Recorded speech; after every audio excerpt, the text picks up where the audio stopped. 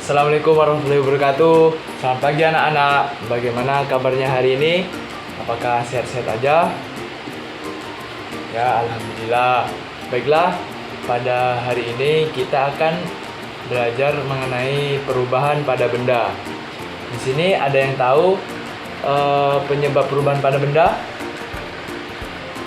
Baiklah, penyebab perubahan pada benda di sini ada 3. Yang pertama adalah pelapukan, yang kedua perkaratan, dan pembusukan. Di sini ada yang tahu apa yang dimaksud dengan pelapukan? Ya, pelapukan adalah proses suatu benda menjadi lapuk atau menurun kualitasnya.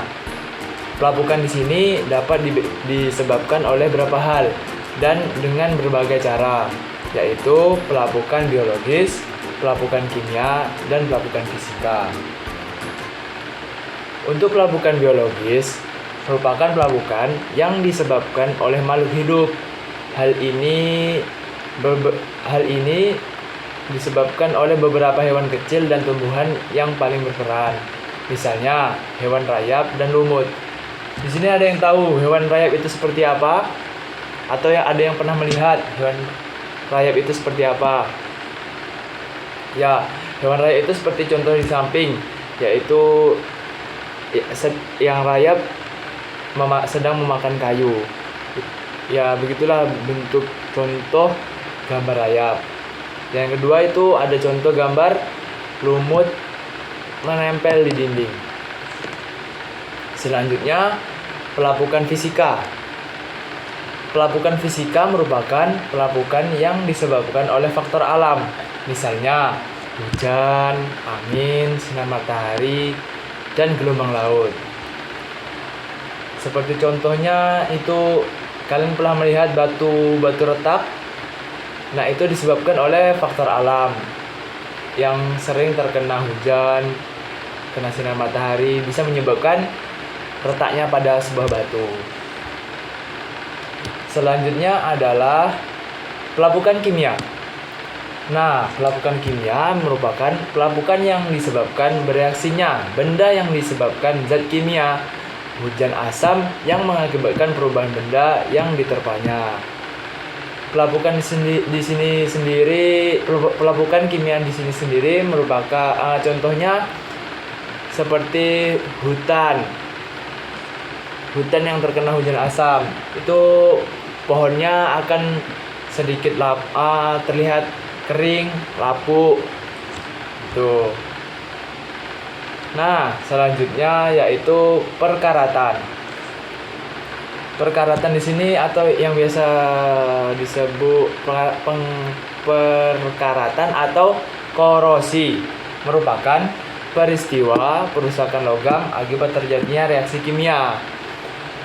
Perkaratan mudah terjadi jika besi berada pada tempat yang lembab. Contohnya itu gambar rantai, terlihat karat dan murbaut. Itu karat karena bisa terkena dengan air, sering kepanasan, itu bisa menyebabkan pengaratan. Yang ketiga yaitu pembusukan. Pembusukan makanan adalah rusaknya nilai gizi atau tekstur serta rasa dari makanan sehingga tidak layak dikonsumsi karena berbahaya bagi kesehatan. Penyebab pembusukan pada makanan itu disebabkan oleh mikroorganisme. Contohnya itu seperti pembusukan buah busuk. Ya, busuk roti yang sudah berjamur. Nah, itu salah satu contoh pembusukan makanan. Nah, dan roti dan buah yang sudah busuk dan roti yang sudah berjamur itu tidak boleh dikonsumsi karena tidak baik bagi kesehatan. Bisa mengakibatkan sakit perut atau berbagai penyakit yang lainnya. Selanjutnya, sekarang bagaimana cara melindungi benda-benda tadi dari perubahan atau dari pelapukan, dari pengkaratan dan pembusukan. Untuk mencegah pelapukan dan pekaratan, benda diberi bahan kimia tertentu, misalnya kayu direndam atau dicat dengan bahan anti rayap dan anti jamur. Untuk mencegah pembusukan, bahan makanan diawetkan dengan pengawet makanan secara alami, misalnya dengan cara mengasinkan, memaniskan, mendinginkan, atau membekukan. Contohnya itu, kalian pernah makan telur asin?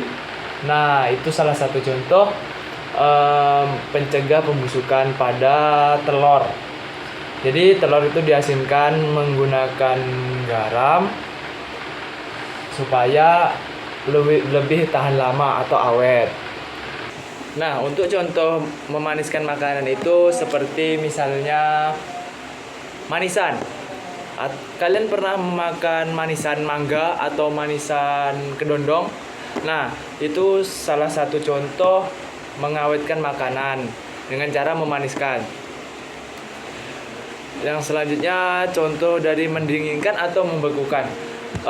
Misalnya ketika ibu kita itu membeli daging atau ayam, nah tetapi belum belum memasaknya, itu disimpan dulu atau dibekukan di dalam kulkas.